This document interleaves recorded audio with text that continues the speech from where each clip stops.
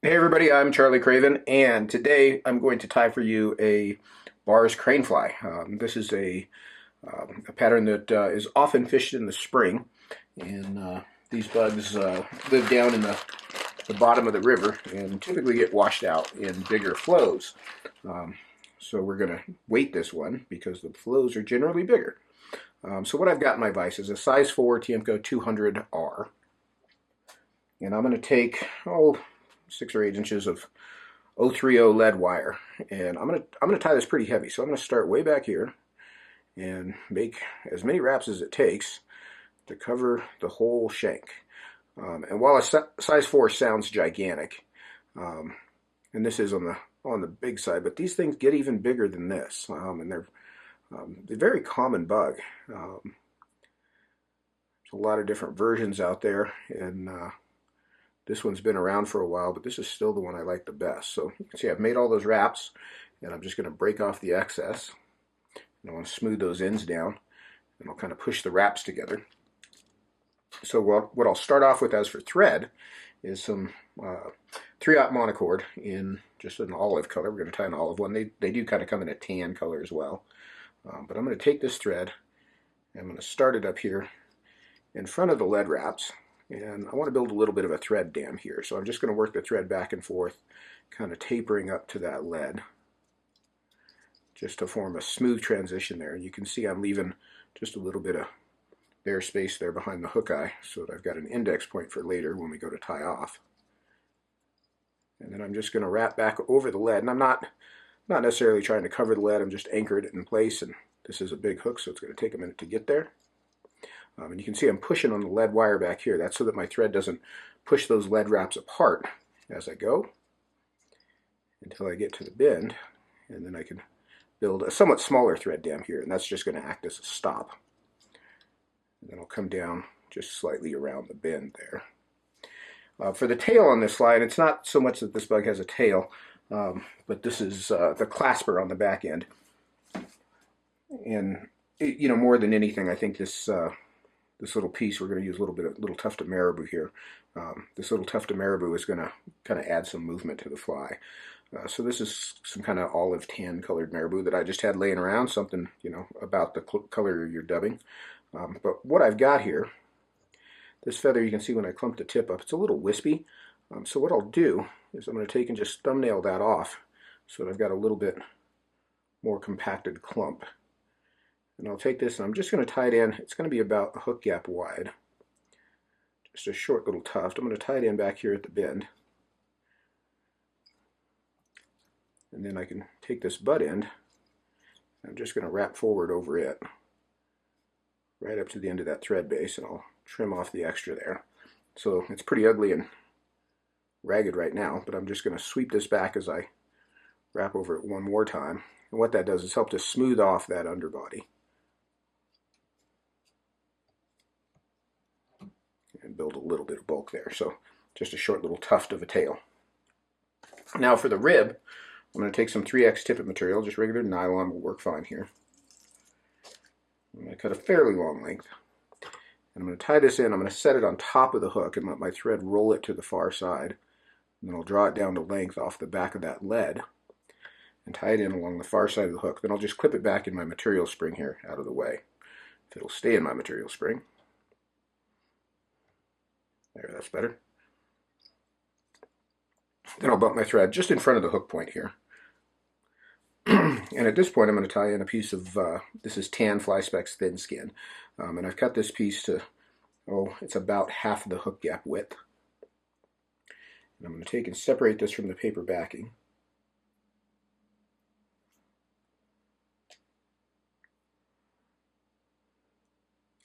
And I'm going to tie this in up here on top of the lead. And when I do that, I want that to sort of buckle around the hook. I can see there that I don't have that quite centered. There we go. And then I'll wrap back over it with sort of loose wrap so that it remains buckled all the way back to the base of the tail. And I'll anchor that down. So we've got our Thinskin back there and our mono for the rib. Now what I'll do is I'm going to dub the body. And in the case of this one, I'm going to use some Scud dubbing. Any variety of coarse dubbings will work. I've got a drawer full of this Scud dubbing, so I use it a lot. And I actually like to mix the olive and tan together and kind of get a kind of half and half mix. This is just plain olive here. And I'm going to loosen this dubbing up. And the big trick on this fly is not a hard fly to tie at all, but the takeaway on this fly, or what I'm going to try to show, is a technique called direct dubbing. So what I'm going to do here is I'm going to take a big clump of dubbing, and I'll just loosen one edge of it up, and I'm going to start it on the thread. So I'm just going to start to get that twisted down, but I've still got the whole clump in my hand here. And as I just want a few inches, or about an inch of it started, and then I'll hold the clump in my hand as I start to wrap. And you can see as I wrap, that dubbing will start to twist around the thread. So I'll work back here to the base of the tail, and then I'll start to work forward. And now you're getting a little better picture of what's happening. What this allows me to do is dub this big, fat, thick-bodied fly without having to apply dubbing in 37 different increments. That's one of my least favorite things about the internet these days, is watching guys put on a half-inch of dubbing and another half-inch of dubbing and another half-inch of dubbing. Just one after the other, just super inefficient. You can see I'm feeding out a little bit of thread as I use it up. But I'm able to build this thick cord to build, a body on a size 4 fly without ever having to break the strand. Now when I get up to the front and I feel like I've got enough, I could sneak this last little bit in, but I want to show you this. I'll just pull off the extra dubbing, and I'll twist that last little bit down on the thread, and end with bare thread just up here behind the hook eye in that index point that we left. So now I'm going to take my Thinskin up over the top, and when I do this, I want to give it a little bit of a stretch, and then I'm going to come over it with my thread and pull straight down. You can see I'm holding the thread up with the Thinskin here. I'm going to pull straight down on the thread and get a couple turns on there. And what that does is allows that Thinskin to sort of cup around the top of the body. So I'm not going to cut this end yet. I'm going to wrap the ribbing next. So I'm going to pick my ribbing up, get it untangled from my tail. I'm going to come underneath, and I'm going to start that first turn fairly close. We're going to go fairly tight turns here. And as I wrap this mono for the rib, I'm really sinking it down tight in there. That's why I'm using 3X. I want something fairly heavy. Sink it down good and tight to create nice segments as I come forward. And as I get toward the front, I'm going to make those segments just a bit more close together.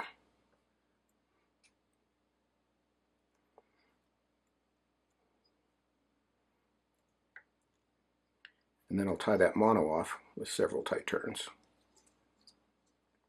And then I can come in and trim out the mono and the Thinskin.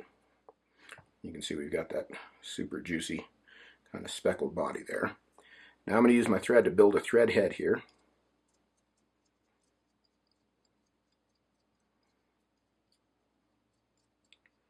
And just taper that up to the diameter of the body. And then I'll whip finish right on top of there.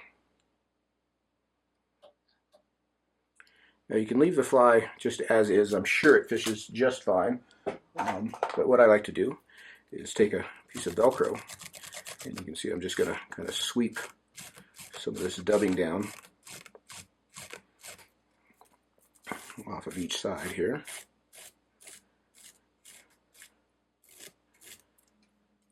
You can even rake across the bottom to even pick out a bit more.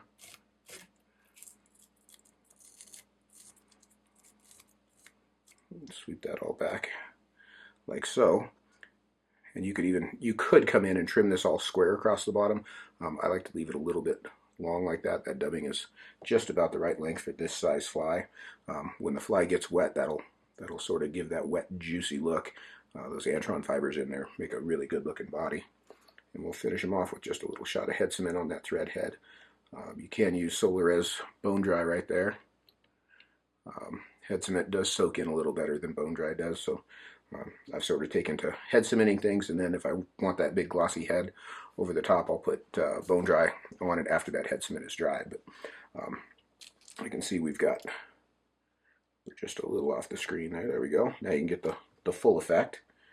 But that is a Barr's Cranefly. What a cool little fly. This is a great fly on the Platte in the spring when you've got the flows coming up, especially when they start to creep up to 3, 4, 5, 600. In the years that happens. This is a great alternative or combination fly with a salmon worm or squirmy or whatever kind of dirty bug you like to fish in those situations.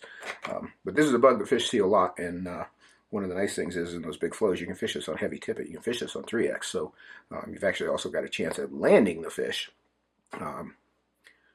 which is sort of nice. Big hook, big tippet, and big fish in fast water. So adjust your tactics. But there you go. Barr's Cranefly.